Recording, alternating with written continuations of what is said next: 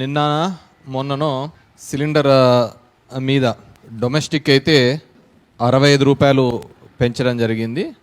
అదేవిధంగా కమర్షియల్ అయితే 110 115 పెంచడం జరిగింది. అంతేనప్ప ప్రసాదం 115 ఎంతో పెంచడం జరిగింది. పెంచడం జరుగుతూ డొమెస్టిక్ బుకింగ్స్ చేసుకోవాలి అంటే ఈరోజు నా ఇంట్లో సిలిండర్ అయిపోయింది అంటే 25 రోజుల తర్వాత మళ్ళీ సిలిండర్ వచ్చేది. 25 డేస్ వరకు మళ్ళీ సిలిండర్ రాదు అని చెప్పేసి. కమర్షియల్ దాంట్లోకి అయితే ఇంకా బుకింగ్సే లేవు అని చెప్పి చెప్పడం జరిగింది. కమర్షియల్కి అయితే బుకింగ్సే లేవు అని చెప్పడం జరిగింది. సరే, ఇరాన్లో యుద్ధం జరుగుతుంది. అక్కడ నుంచి రావాల్సిన క్రూడ్ ఆయిల్ కానీ అదేవిధంగా ఎల్పిజి కానీ లిక్విడ్ పెట్రోలియం గ్యాస్ ఈ ఎల్పిజి కానీ ఇబ్బంది అవుతుంది కాబట్టి 65 రూపాయలు పెంచడం జరిగింది. ఆ నిల్వలు తక్కువ ఉన్నాయి అని చెప్పేసి వాళ్ళు కూడా కూటమి వాళ్ళు కూడా సమర్థించుకుంటూ మాట్లాడుతున్నారు.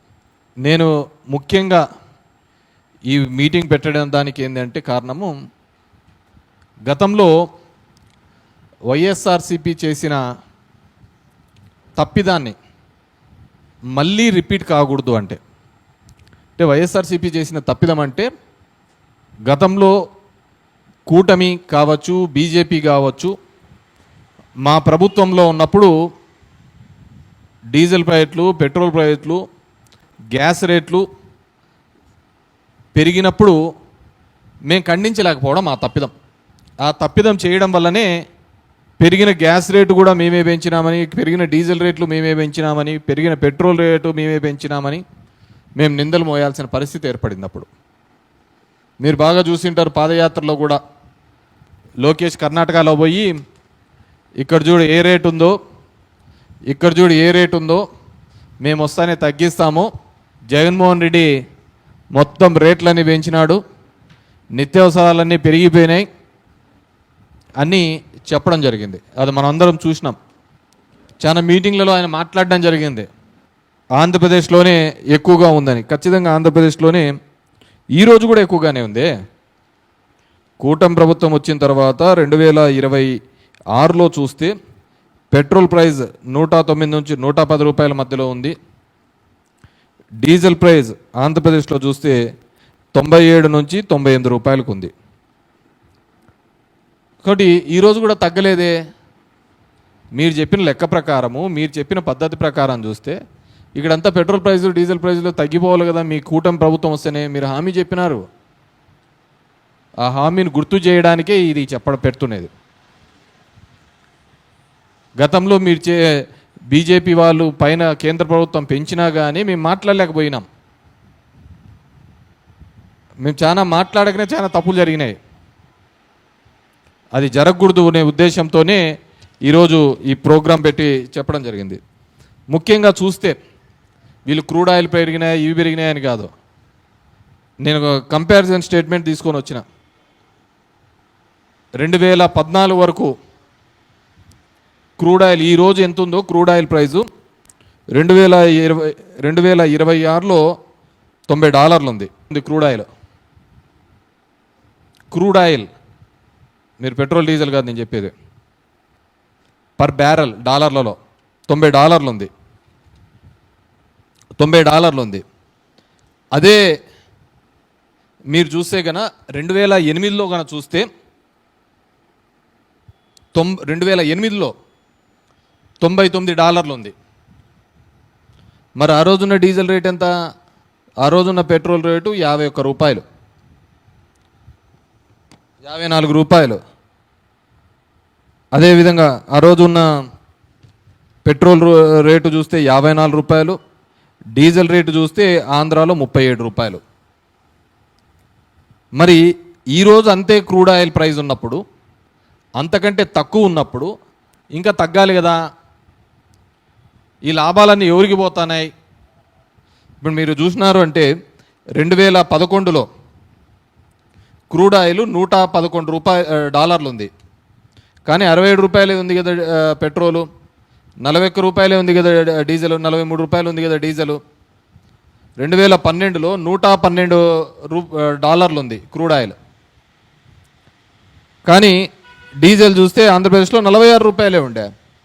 ఆ రోజు ఎంత ఉందో అంటే దగ్గర దగ్గర 14 సంవత్సరాల కింద ఎలా ఉందో, 2012లో ఎంతగా ఉందో, ఈరోజు అంత 2012లో 112 ఉంది. మరి ఇవన్నీ ఎక్కడికి పోతున్నాయి? ఎందుకు ఈ భారం అంతా ప్రజల మీదకి 2014 నుంచి ఇప్పటి వరకు 2026 వరకు ప్రజల మీదే మోపుతున్నారు కదా ఈ భారం అంతా. గతంలో మన్మోహన్ సింగ్ గారు ఉన్నప్పుడు లేని భారం అంతా ఈరోజు బీజేపీ గవర్నమెంట్ వచ్చిన తర్వాత ఇదంతా ప్రజల మీదే మోపుతున్నారు కదా భారం అంతా. ఈరోజు ఇంకా ఇన్ఫ్యాక్ట్ క్రూడ్ ఆయిల్ ప్రైస్ అంతా తగ్గిపోయింది, పడిపోయింది. ఇవన్నీ ఎక్కడికి పోతున్నాయి? ఇదే గతంలో రాజశేఖర రెడ్డి గారు ముఖ్యమంత్రిగా ఉన్నప్పుడు ఐ థింక్ 2008లో అనుకుంటా కేంద్రము ₹50 పెంచింది ఈ ఎల్పిజి సిలిండర్స్ మీద, గ్యాస్ మీద. ఆ రోజు ఆ ₹50 కూడా ప్రజల మీద భారం పడకూడదని వైఎస్ రాజశేఖర రెడ్డి గారు ముఖ్యమంత్రిగా ఉన్నప్పుడు ఆయనే ఆ లోడ్ అంతా భరించడం జరిగింది. ఆయన ఇన్ ద సెన్స్ ప్రభుత్వం, ఆ రోజు రాజశేఖర రెడ్డి గారు ప్రభుత్వమే ఆ భారాన్నంతా ప్రజల మీద పడకూడదు, ఆ ₹50 భారము అని చెప్పేసి మొత్తం అంతా కూడా రాజశేఖర రెడ్డి గారి ప్రభుత్వమే భరించింది. ఈరోజు నేను కోరుకునేది ఏంటంటే, ఈరోజు పవన్ కళ్యాణ్ కావచ్చు, చంద్రబాబు నాయుడు గారు కావచ్చు, బీజేపీ కావచ్చు, కూటమి 15 సంవత్సరాలు మేము ఎక్కడికే కానీ పోము, కలిసిమెలిసి ఉంటాము, ఉండాలి అని ప్రార్థిస్తున్నారు, కోరుకుంటున్నారు. అది మీ తిప్పలు ఏదైనా కానీ మీరు ఉండాలనుకుంటారు, ప్రజలు ఉండాలి కదా. ప్రజలకు నిజం తెలియజేయాల్సిన బాధ్యత కూడా మా మీద ఉంది. దానికే ఈరోజు ఈ కార్యక్రమం చెప్పినారు. మీరు కర్ణాటకలో పోయి అక్కడ రేట్ తక్కువ ఉంది, ఇక్కడికి వచ్చిన తర్వాత రేట్ తగ్గిస్తామన్నారు. మరే రేట్ ఏం తగ్గలే. నేను యుద్ధం గురించి మాట్లాడటంలే, యుద్ధం వచ్చింది దాని ద్వారా పెరిగిందని కాదు చెప్పేది. ఇది మీ ప్రభుత్వాల్లో జరిగినప్పుడు మీరు ఏం చేస్తున్నారు? మొత్తం నిందలంతా వైఎస్ఆర్ కాంగ్రెస్ మీద పెట్టినారు కదా, కేంద్రం పెంచిన దానిల మీద కూడా. ఎంత దరిద్రం అంటే అమరావతి కోసం 1% ₹1 సెస్ కూడా పెంచినారు మీరు. అమరావతి అభివృద్ధిలో భాగంగా పెట్రోల్ మీద, డీజిల్ మీద, దీనిల మీద ₹1 ఎక్స్ట్రా కూడా పెంచినారు మీరు.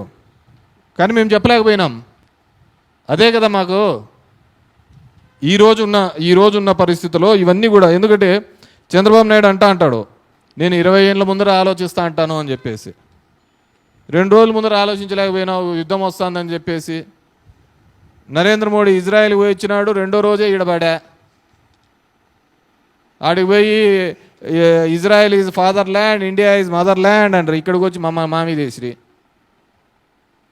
జనాలకు సమాధానం చెప్పుకోవాలి కదా. రోజు ఒకరి మీద, మతం మీద, ఇంకోటి మీద రాగద్వేషాలు పెంచుకుంటూ పోవడం కాదు కదా. ఈరోజు యుద్ధం వచ్చింది కాదంటంలా. ఆ రోజు అనుకూలంగా లేని పరిస్థితుల్లో కూడా ప్రభుత్వం భారం మోసింది. మీరు కూడా ఎన్నికల్లో హామీ ఇచ్చినారు, సంవత్సరానికి 3 సిలిండర్లు ఉచితమని. 2 సంవత్సరాలు కాబడుతుంది. ఉచితానికి ఎంత డబ్బులు వేసినారో చెప్పమనండి. ఈ రోజున్న రేట్లో గ్యాస్ ప్రైస్ ₹900 ఉంది. ఈరోజు ₹900 ఉంది గ్యాస్ ప్రైస్. 900కు సంబంధించిన డబ్బులు 2 సంవత్సరాలు అవుతుంది. 3వ బడ్జెట్ పెడుతున్నారు. 3వ బడ్జెట్ కూడా పెట్టేసినారు, అయిపోయింది. మరి డబ్బులు వేసినారా? It's a simple question.